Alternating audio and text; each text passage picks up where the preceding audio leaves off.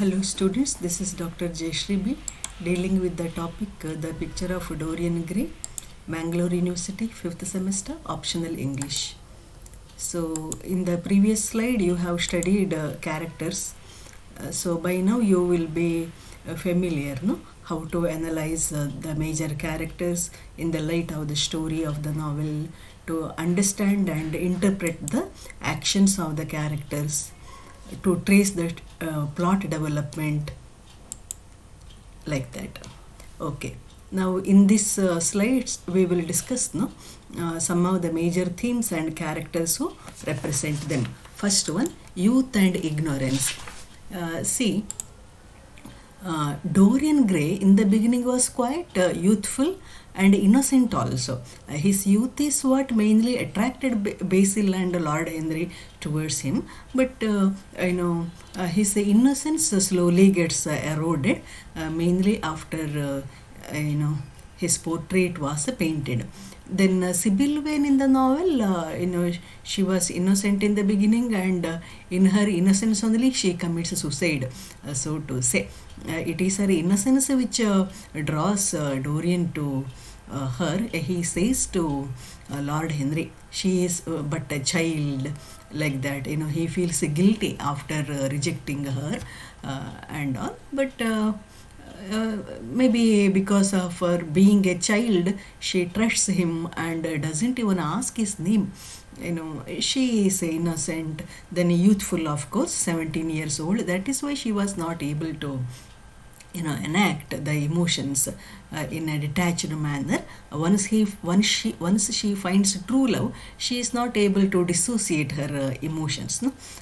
In Lord Henry, after her death, says, "Oh, I thought she was only 14 years old. That is why she was not a great artist," like that. So anyway, Dorian Gray and Sybil Vane are youthful and innocent. Then even James Vane, Sybil's brother, in his innocence, he takes a vow that what if anything bad happens to Sybil, he will avenge it. Okay. Then coming to morality and corruption, the whole novel is about the concept of morality and corruption. Like paradoxically, in a society wherein wealth and power matter, morality and corruption take a back seat. I mean, rich people, powerful people, they can get away with the immorality and corruption, especially if, for a person like Dorian, it is even more easy because his appearance is, his appearance is that of an untouched flower, very pure and innocent. That is why even James Vane cannot believe that he is the one who is responsible for the death of his sister. Then, of course, Lord Henry is there.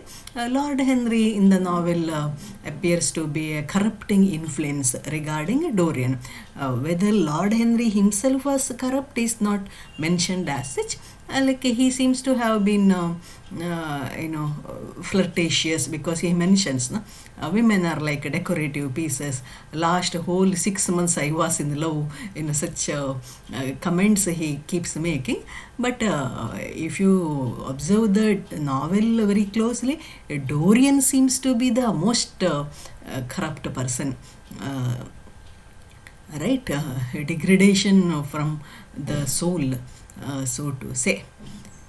So, Dorian in the novel represents the decay of morality. So, notice the word decay. So, there was morality, slowly it got decayed.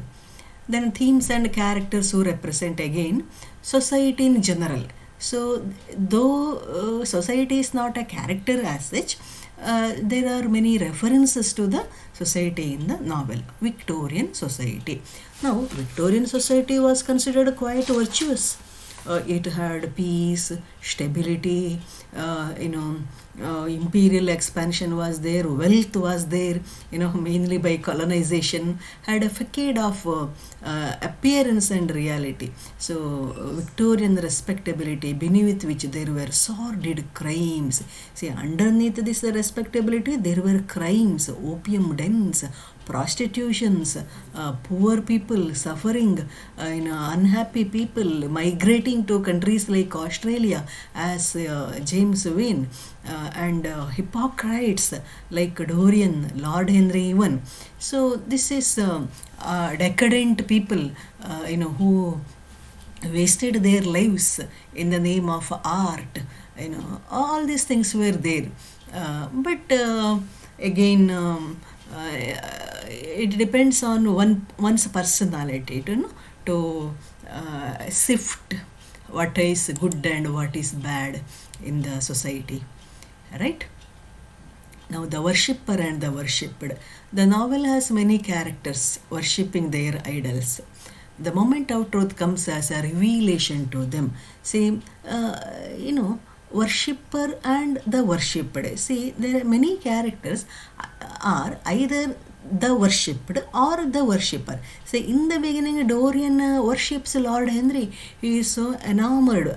He is so much influenced by Lord Henry's being handsome, witty, intelligence. Compared to him, Basil Hallward is quite boring. Good people are most often boring, okay? They are very predictable because they have fixed values, whereas fickle-minded people or witty people like Lord Henry, they are quite interesting. People with checkered career also are interesting. Anyway, now Lord Henry is worshipped, the worshipped. Next you have Basil Hallward.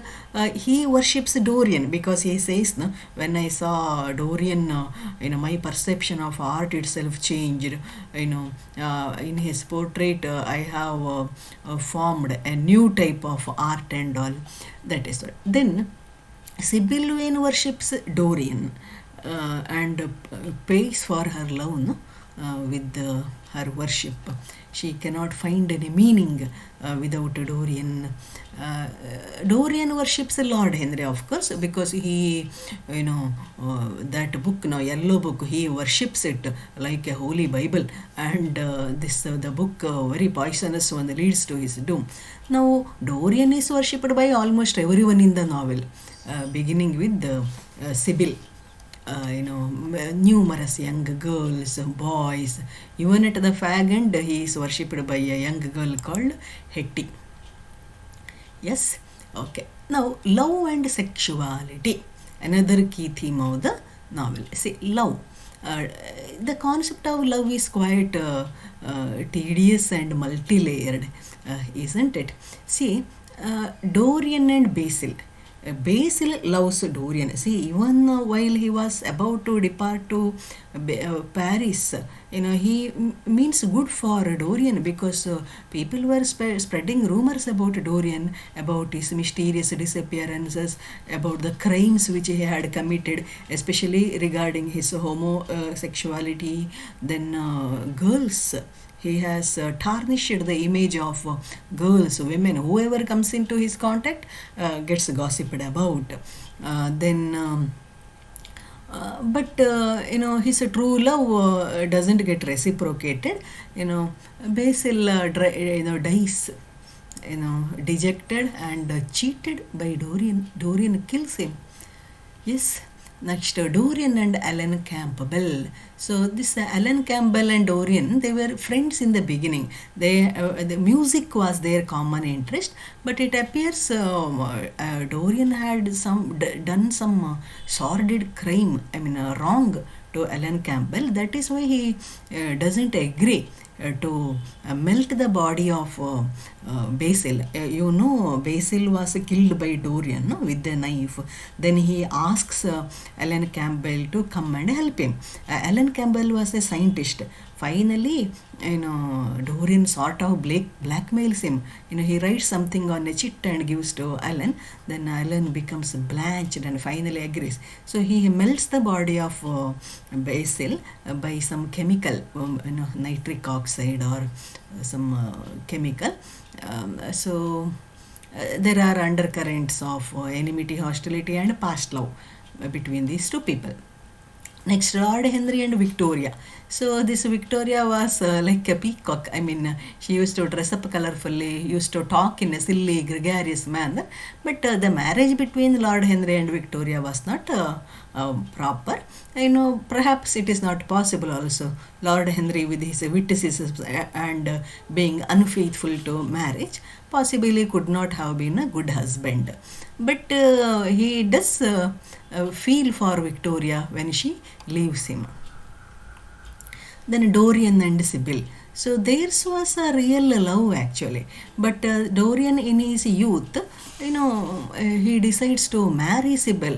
Engagement with all within a span of 15 days. So this engagement, then the rejection, then tragedy. So things turn out to be quite quick and tragic. But that was the only true love which Dorian ever experienced in his life. Then Dorian and Hetty. At the end of the novel, Dorian, was going steady with a girl called Hetty, a village girl. She had thought Dorian to be poor. Dorian had told her that, he was poor. She was very innocent, and Dorian decides to save her. I mean, not to. Physical abuser perhaps, but Lord Henry laughs it away. Oh, now you want to be good, you want to feel the feeling of being good. So Dorian feels very unhappy. I hope you remember, no? When the first love, that is when Sybil Vane died, the portrait had a sinister look. When he decides to save Hetty, he comes and looks at the picture to see whether the portrait had changed. No, the portrait had an even more sinister look. So this makes him very much upset actually with his life. He feels whether redemption is not possible at all. Now Dorian and his numerous mistresses. So Dorian doesn't get attached to anybody. His mistresses sometimes write forlorn letters, etc., both with women and other young men whom he ruins as mentioned in the novel. So he sort of ruins their lives. Life and art. So in the novel, art is given a lot of importance. As you know, Oscar Wilde was a propagator of art for art's sake theory, aestheticism. So a new form of art is referred to, and Basil is representative of this artist. So he says, no, in the figure of Dorian, I am entering into the arena of a new type of art. Then Sybil Vane was a wonderful actress, young and beautiful to look at. She had the ability to transport the audience to another world of beauty. So that is why Lord Henry says, oh, if she is able to give soul to people who do not have, because she used to perform to a lower class audience, not sophisticated ones, that too Shakespearean heroines. But she, when she falls in love with the Dorian, she loses her ability to act. She says, now I realize the ugliness of the stage, that Romeo in front of me is a fat person. That is one great mistake which Sybil does. It was the burden of art. The moment she loses art, Dorian rejects her. Sybil's mother was an actress. She was jilted. I mean, she had an affair with a married man, and these two children, they are born of an illegal relationship. But she is okay. She took care of these two children, but quite melodramatic. And mixes life with art. For example, there are references, no, the interaction between James Vane and his mother. James hated his mother for being so theatrical and melodramatic. She was not a great artist as such. Okay, then Lord Henry in the novel is a great connoisseur of art. He introduces Dorian to painting, music, opera, luxurious lifestyle, taste, sophistication, etc. But he is not an artist as such. And he even advises Dorian, I am so happy that you do not have to do anything in your life. Your whole life is likely to become art. But this artistic inclination doesn't make him any more human. That is the tragedy of it. Say, for example, when Sybil dies, Lord Henry says, "See, Dorian, I have loved many women, they have loved me, but no one has died for my sake. Whereas Sybil Vane, she has died for your sake." That is a great art of this century. The last act, Juliet, no? That was the greatest act she has done. You know, uh, such a wrong notions. So with this advice, no, Dorian decides to forget Sybil hardly one day after her death. Tells it was a beautiful art, a tragedy. Now, regarding Dorian, see, Dorian's life also is intricately related to art. See, the portrait also is a character in the novel. Without art, that is, without his portrait, he is nothing. It is as though he has soul in the portrait. According to Lord Henry, Dorian's life itself is an art, for he has never lost his beauty. That is there, but it is the portrait artwork which really acts as his alter ego. Psychological truth. There are many moments of psychological truths and shocks in the novel. The almost all the characters have one moment of epiphany. I mean, revelation. For example, Basil's becoming aware of his own adulation of Dorian. See, Dorian was Basil was a nice painter. The moment he looks at Dorian and after he paints the picture, he becomes ashamed of his art. He feels somebody will perceive his adoration for Dorian. He was afraid of his own arising homoerotic feelings regarding Dorian. Next, Alan Campbell's guilt over his association with Dorian. Though he separates from Dorian and devotes his life entirely to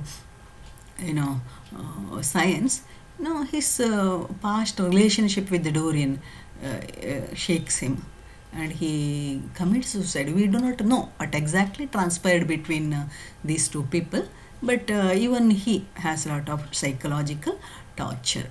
Then Sybil Vane. Sybil, when she realizes that she is no longer loved by Dorian, she feels so painful and takes the extreme step of committing suicide. Next, Basil. Basil's understanding of Dorian's sin. Yeah, when Basil understands that the Dorian standing in front of him and the Dorian in his soul are different, he gets so shocked.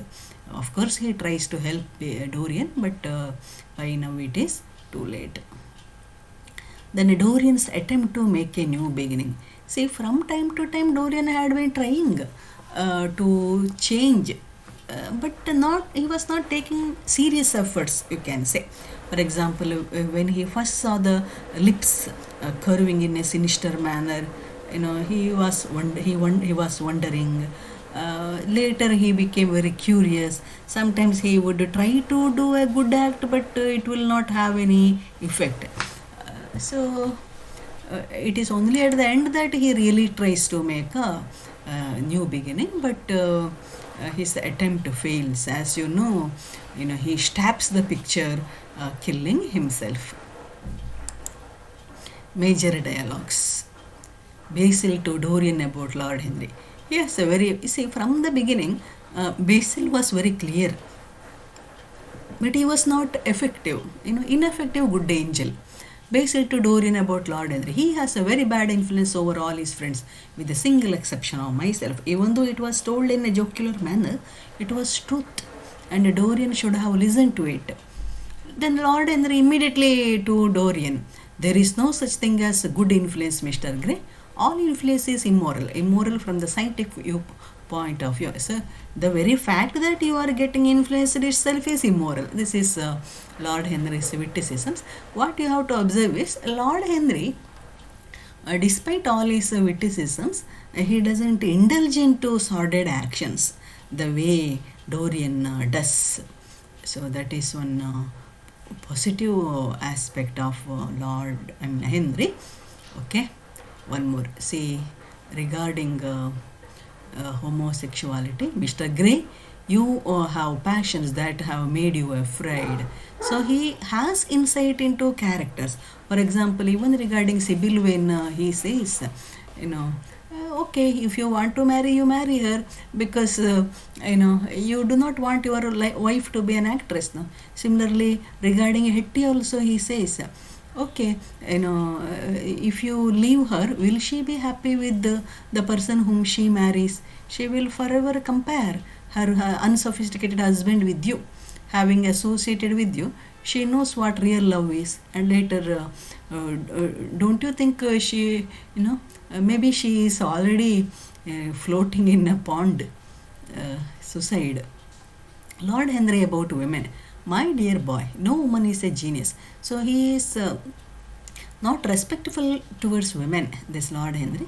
Women are a decorative sex. They never have anything to say, but they say it charmingly. So regarding marriage also, he says, no, men marry because they are curious. Men marry because they are bored, and women marry because they are curious. Both of them get disappointed. Most of the statements by Lord Henry are quite true and witty, but he doesn't take any moral responsibility for those statements, which is a cause for concern. See again, Basil with the Dorian. One has a right to judge a man by the effect he has over his friends. Yours seem to lose all sense of honor, of goodness, of purity. See, he says to Dorian, see, by looking at your face, you look as untouched and pure as you were earlier, but your friends are decaying. So, normally, if you want to judge characters, you should see whether their friends have prospered or not. So, your friends seem to be falling into depths of misery. So that is a correct judgment. Next, Basil to Lord Henry. Again, if one lives only for oneself, Harry, one pays a terrible price for doing so. So in the earlier instance he had told, so living for oneself is quite, not justifiable. So Basil in the novel is the only real good character in this novel. Then you have James Wayne's character, the brother, young brother, who loves his sister Sibyl and tries to take revenge for her death. That is there. Lack of morality. Basil Hallward gives advice to Dorian. Then you have Alan Campbell, the scientist. True art, Basil the true artist. Yes, you can read these books for further reference. I hope you have an idea of the major characters by now. Fine. Let us discuss some of the major themes in detail in the next slides. Thank you.